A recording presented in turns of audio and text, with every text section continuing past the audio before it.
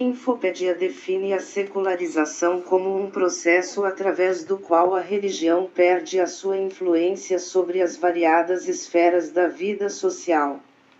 Esta perda de influência repercute tanto no número de membros e suas práticas, como na perda de prestígio das igrejas e organizações religiosas, repercutindo-se esta perda na influência na sociedade, na cultura, na diminuição da sua riqueza e, por fim, na desvalorização das crenças e nos valores a elas associados. Destaca ainda que o pluralismo religioso contribuiu, em parte, para o fenômeno da secularização ao relativizar a crença.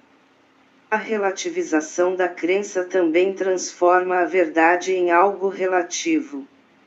Se a verdade é relativa, não há razões para se preocupar, ou seja, alguém pode trocar de religião não por convicção da verdade, mas por interesses momentâneos, como para ser bem aceito num contexto secular, em grupos de amigos, ou na sociedade na totalidade, e com risco de abandonar a própria religião para abraçar o agnosticismo ou o ateísmo. Num mundo onde tudo é relativo, tudo pode acontecer sem pesar na consciência. Aliás, o senso de moralidade também é relativo. Ao relativizar a verdade, alguém pode dizer que não existe inferno ou que Deus não irá, porque Ele é amor, mas o conceito pode interferir apenas na minha realidade subjetiva como ser humano, mas jamais interferirá ou modificará a realidade objetiva. Sendo verdade que o inferno existe como a Bíblia ensina e que Deus irá contra os pecadores impenitentes, o fato de alguém, baseado na sua crença relativista, negar a existência desses fatos como verdade não o impedirá de um dia ter que se deparar com tais realidades, sem que se possa experimentar qualquer mudança que o faça escapar do veredito final. Na verdade, quase sempre, aquele que abandona o Evangelho tende a colocar a culpa em alguém, a culpa sempre está no outro. Há uma dificuldade em reconhecermos nossas próprias culpas. É mais fácil e mais cômodo transferirmos a responsabilidade para os outros. Sempre foi assim, desde que o pecado entrou no mundo. Quando Adão peca e Deus vai ter uma conversa com ele sobre o ocorrido, Adão logo transfere a culpa para a mulher, dizendo que a culpa é da mulher que o Senhor me deu e ela, da mesma forma, transfere a culpa para a serpente que o enganou. Note que o homem tem dificuldades em reconhecer suas falhas, mas nós vamos ver na meditação desta parábola que a razão de muitos abandonarem o Evangelho não está nos outros e sim na própria pessoa, e isso ficará bem claro quando meditarmos nos pontos desta parábola. Preste atenção. O texto começa dizendo que Jesus estava na praia e havia ali uma multidão para ouvi-lo. Jesus vai contar esta parábola porque ele sabia que nem todos que ali estavam para ouvi-lo iriam dar uma resposta positiva àquele ensino, ou àquela pregação. Jesus tem um propósito de demonstrar que, de todos que ali estavam, apenas um pequeno grupo chegaria ao final, ou seja, dariam frutos.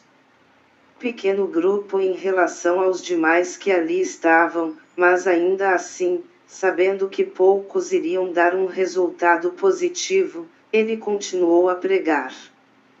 Nisto, vemos o amor de Deus, grande para com os pecadores, e por isto dá a estes a oportunidade para que todos possam ouvir a mensagem do Evangelho e, ouvindo-a, possam dar uma resposta a esta mensagem. As respostas, entretanto, diferiram em muitos corações. A semente à beira do caminho. E, quando semeava, uma parte da semente caiu ao pé do caminho, e vieram as aves e comeram-na. O texto menciona que o semeador, ao semear, parte desta cai à beira do caminho e, por ser uma terra dura, as aves do céu acabam por comê-la. Quando Jesus vai explicar sobre isto, ele vai dizer que esta é uma representação do coração que recebe a palavra de Deus, mas que não entende a palavra. Quantas pessoas não conseguem entender a mensagem? Quando isso acontece, o maligno vem e arrebata facilmente a mensagem do seu coração. A falta de compreensão facilita a ação inimiga em roubar a bênção, sendo importante que haja uma compreensão da mensagem bíblica. Muitas vezes, alguém tem essa dificuldade e talvez esse seja o seu problema, caro leitor.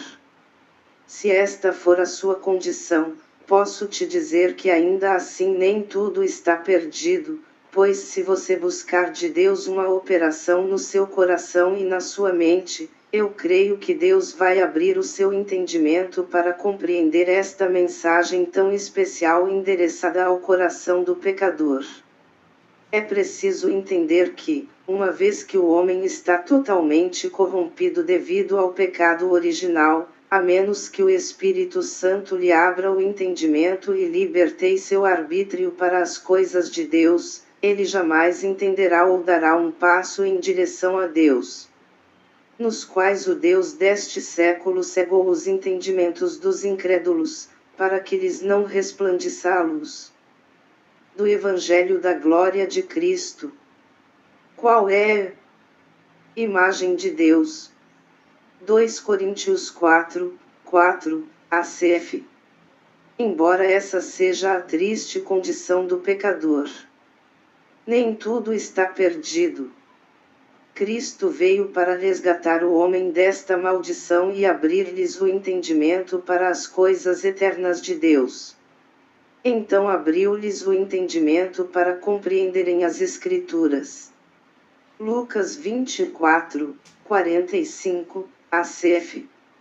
Se essa é a condição do leitor, creia, Cristo quer te ajudar, busque ajuda nele. Diga com sinceridade o quanto você gostaria de compreender sua vontade, o quanto você gostaria de ter um relacionamento com ele.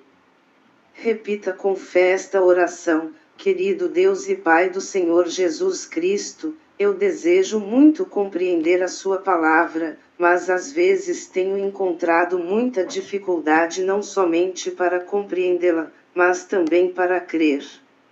Ajuda-me não somente a compreendê-la, mas também a aceitá-la em meu coração. Livra-me do ataque do inimigo quando este quiser afastar-me de ti. Em nome de Jesus, eu te peço essa graça. Amém.